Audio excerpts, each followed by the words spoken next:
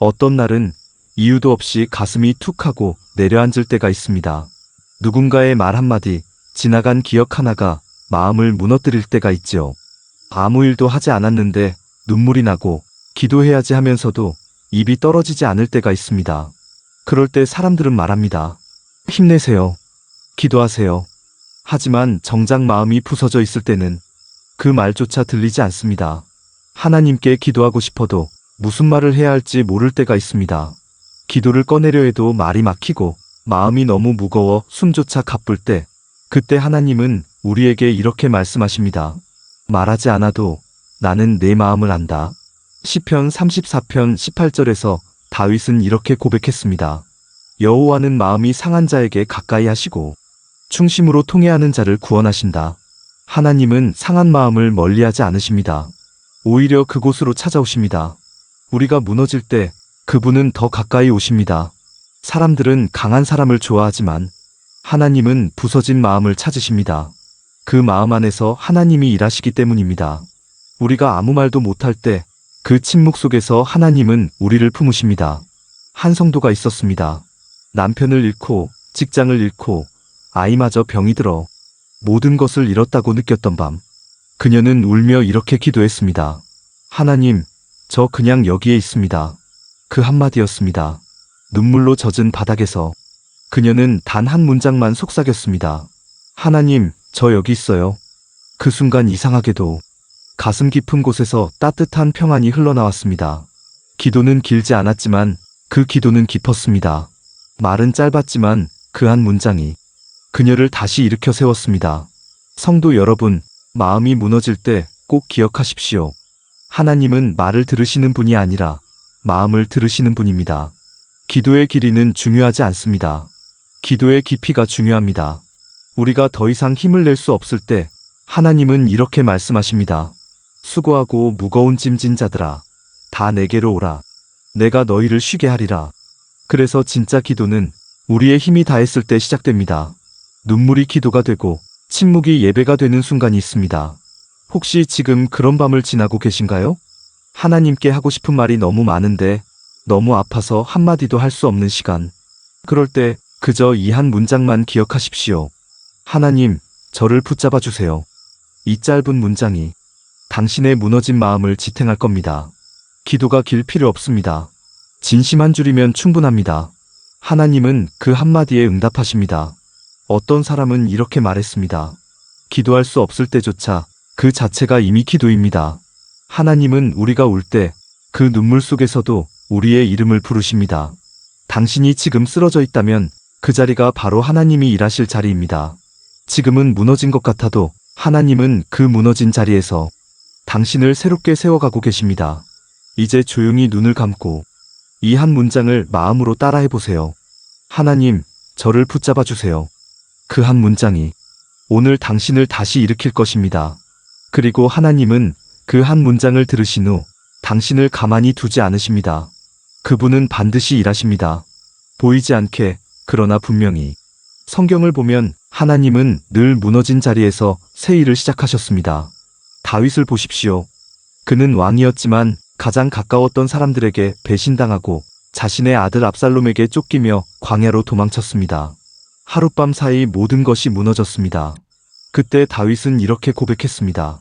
내가 낙심하였을 때에 주께서 나를 붙드셨나이다. 다윗은 화려한 왕자가 아니라 절망의 골짜기에서 하나님을 다시 만났습니다. 하나님은 그를 광야에서 단단하게 세우셨습니다. 눈물 속에서 자라는 믿음, 그것이 진짜 믿음이었기 때문입니다. 엘리야도 그랬습니다. 갈멜산에서 큰 승리를 거둔 후 이세벨의 협박 한마디에 그는 완전히 무너졌습니다. 주님, 이제 제 목숨을 거두어 주십시오. 그의 기도는 패배의 고백이 아니라 진심의 고백이었습니다. 그때 하나님은 꾸짖지 않으셨습니다. 책망하지도 않으셨습니다. 그저 하룻밤을 쉬게 하셨습니다. 그리고 천사를 보내 따뜻한 떡과 물을 주셨습니다. 엘리야는 그 음식을 먹고 다시 길을 걸을 힘을 얻었습니다. 하나님은 무너진 사람에게 먼저 쉼을 주십니다. 회개보다 위로를, 책망보다 안식을 주십니다. 무너진 마음을 일으키는 첫 번째 방법은 쉬어도 괜찮다는 하나님의 품이었습니다. 요나의 이야기도 그렇습니다. 그는 하나님의 명령을 거부하고 도망쳤습니다. 바다 한가운데 폭풍 속에 휘말려 고기 뱃속 깊은 곳에 갇혔을 때 요나는 처음으로 자신의 한계를 인정했습니다. 내가 고난 중에 여호와께 부르짖었더니 주께서 내게 응답하셨나이다. 그곳은 냄새나고 어둡고 끝처럼 느껴지는 자리였습니다. 하지만 하나님은 그 자리에서 요나의 기도를 들으셨습니다. 무너짐은 끝이 아니었습니다. 그것은 새로운 길의 시작이었습니다. 이 세 사람에게 공통된 것은 하나였습니다. 그들은 모두 무너졌지만 포기하지 않았습니다. 무너짐 속에서도 짧게라도 하나님께 부르짖었습니다. 하나님, 저를 붙잡아 주세요. 그 한 문장. 하나님은 그 한 문장을 놓치지 않으십니다. 우리가 주저앉아 있을 때 그분은 우리 곁에서 이렇게 말씀하십니다. 괜찮다. 지금은 울어도 된다. 나는 네가 무너진 자리에서도 여전히 너를 사랑한다. 너의 기도는 내 손바닥 안에 있다. 한 목사님이 이런 말을 하셨습니다. 하나님은 깨진 그릇을 버리지 않으신다. 그분은 그 조각을 모아 더 아름답게 빚으신다. 하나님은 우리 인생의 조각을 모으십니다. 눈물의 파편, 후회의 조각, 두려움의 틈새, 그 모든 걸 주어 새로운 빛으로 이어붙이십니다. 그리고 어느 날 그 상처 자리에 빛이 새어나옵니다. 그 빛은 고난이 아니라 은혜입니다. 무너진 마음이 다시 세워질 때 그 자리는 하나님이 머무시는 자리가 됩니다. 성도 여러분, 당신이 지금 무너져 있다면 하나님이 이미 당신 곁에 계신다는 뜻입니다. 무너짐은 멀어짐이 아니라 하나님이 가까워졌다는 신호입니다. 오늘 하루 다시 이렇게 기도해 보세요. 하나님, 제 마음이 너무 약하지만 그 약함 속에서도 주님을 붙듭니다. 그 고백이 바로 믿음입니다. 믿음은 큰 소리로 외치는 것이 아니라 작은 한숨 속에서 피어나는 신뢰입니다. 하나님은 그 신뢰를 들으시고 당신의 하루를 다시 세워주실 것입니다. 그분의 일하심은 언제나 조용히 시작됩니다. 우리가 이제 다 끝났다고 생각하는 바로 그 자리에서 하나님은 이미 새로운 일을 준비하고 계십니다. 처음에는 아무 변화도 느껴지지 않습니다. 기도해도 그대로인 것 같고 눈을 떠도 여전히 마음은 무겁습니다. 그런데 어느 날 문득 그 마음의 한켠에서 작은 빛이 스며듭니다. 그건 상황이 바뀐 게 아니라 당신 안의 시선이 바뀐 것입니다. 이전에는 아픔만 보였던 자리에 하나님의 손길이 느껴집니다. 그 손길은 기적처럼 요란하지 않습니다. 하지만 분명히 느껴집니다. 눈물이 흐르던 자리에서 이상하게도 감사가 흘러나옵니다. 한 자매가 있었습니다. 오랜 병상 생활로 몸이 약해지고 모든 게 버겁던 시절이었지요. 매일 같은 기도를 반복했습니다. 하나님, 저를 붙잡아 주세요. 그 기도가 몇 달을 이어졌습니다. 그녀는 이렇게 말했습니다. 처음엔 아무 일도 일어나지 않았어요. 하지만 어느 날 아침 창밖을 보는데 햇빛이 제 얼굴에 닿는 순간 하나님이 이렇게 속삭이시는 것 같았어요. 내가 여전히 너와 함께 있다. 그 한마디가 그녀의 인생을 다시 세웠습니다. 몸은 여전히 아팠지만 마음은 다시 숨을 쉬기 시작했습니다. 하나님은 그렇게 일하십니다. 상황보다 먼저 마음을 회복시키십니다. 눈에 보이는 문제보다 먼저 마음의 중심을 만지십니다. 그 마음이 다시 살아나야 삶도 다시 서기 때문입니다. 하나님은 때로 우리의 문제를 즉시 해결하시지 않습니다. 왜냐하면 그 문제보다 더 중요한 건 우리의 마음을 치유하는 일이기 때문입니다. 엘리야에게 떡과 물을 주신 하나님은 이제 힘내라라고 바로 말씀하지 않으셨습니다. 그분은 먼저 엘리야를 쉬게 하셨습니다. 그리고 이렇게 말씀하셨습니다. 너의 길을 다시 가라. 그 말은 다시 싸워라가 아니라 다시 살아라는 초대였습니다. 요나에게도 마찬가지였습니다. 그는 큰 물고기 뱃속에서 나는 죽었다고 생각했습니다. 그런데 하나님은 그곳을 무덤이 아니라 요람으로 만드셨습니다.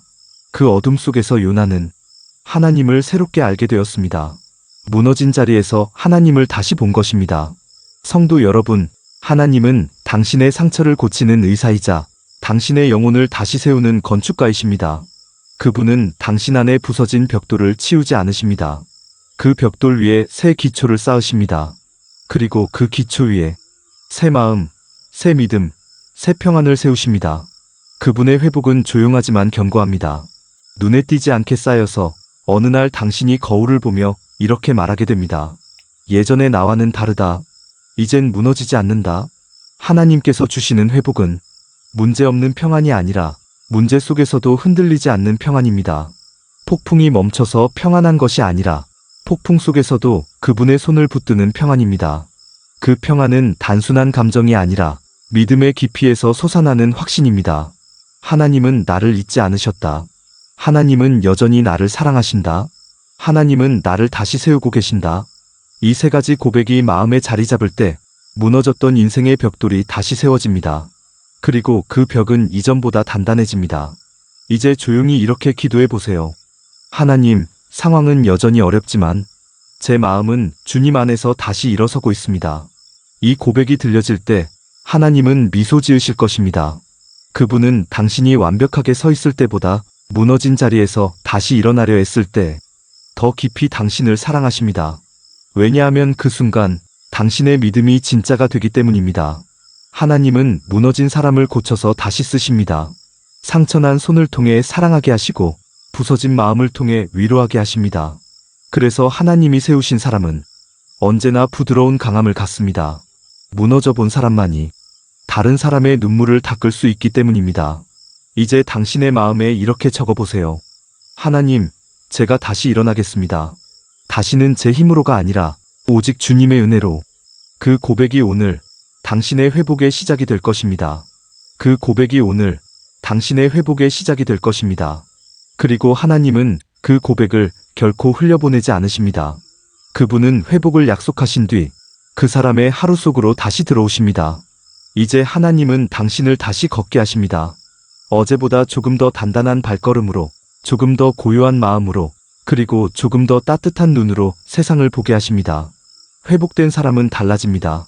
이전에는 왜 나에게 이런 일이 생겼을까를 묻던 사람이 이제는 이 일을 통해 내가 무엇을 배워야 할까를 묻습니다. 그 차이가 바로 믿음의 깊이입니다. 하나님은 상처를 지워주시지 않습니다. 대신 그 상처 위에 빛을 비추십니다.